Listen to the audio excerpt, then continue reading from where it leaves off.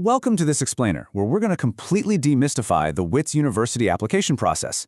Think of this as your foolproof blueprint for 2027 admission. Look, if you've been feeling kind of overwhelmed by the whole idea of applying, take a breath because you are in exactly the right place. We're going to dig into the real data and the official instructions directly from the university to make absolutely sure you've got everything you need to stand out from the crowd. Let's start with a really staggering reality check, just to understand the sheer mountain we're climbing here. Last year, Wits received over 160,000 applications. I mean, wow, that is an absolute flood of hopeful students, all trying to secure their future at one of the country's top institutions.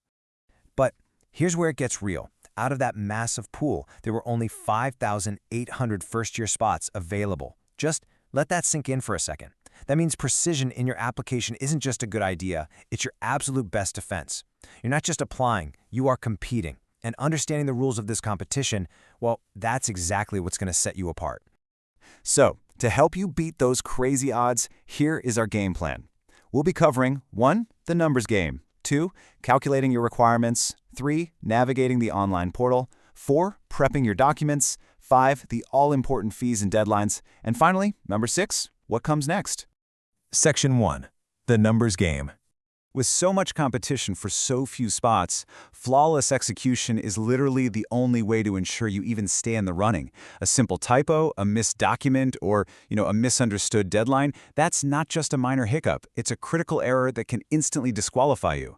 When you've got 160,000 people knocking on a door that only lets 5,800 through, you absolutely cannot afford unforced errors.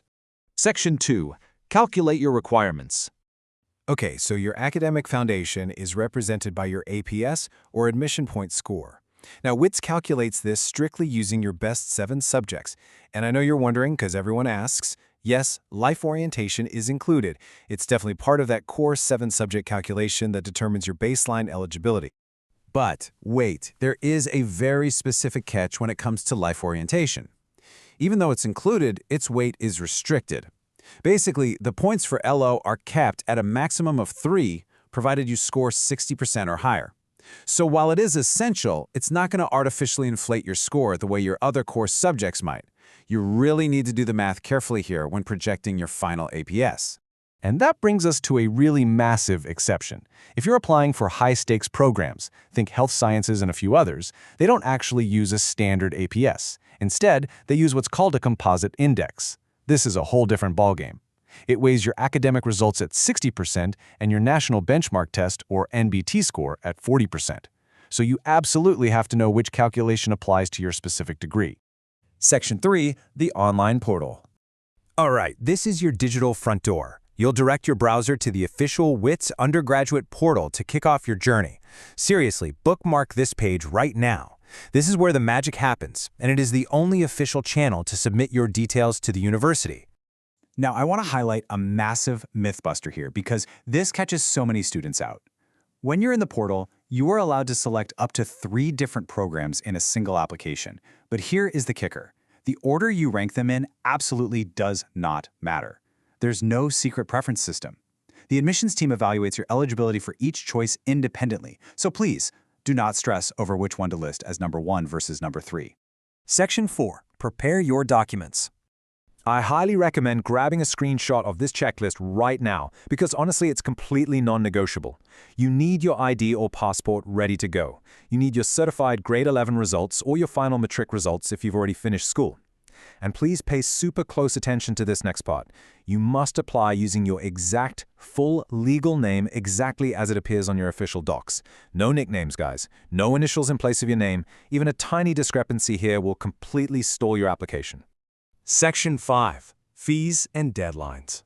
Let's talk money really quick. You're going to pay your application fee directly through the self-service portal under a section labeled Campus Finances. It's actually a highly affordable R100 for South African applicants and R700 for international students. Getting this payment done correctly and on time is what officially activates your application for review, so do not skip it. Now please burn these dates into your memory because this timeline, it is unforgiving. High-demand programs like health sciences, architecture, and a few others close firmly on June 30th, 2026. For all other general programs, the portal shuts on September 30th, 2026. Whatever you do, do not wait until the last minute. Server crashes happen, internet goes down, and missing the deadline literally means you are locked out until next year. Section 6. What comes next?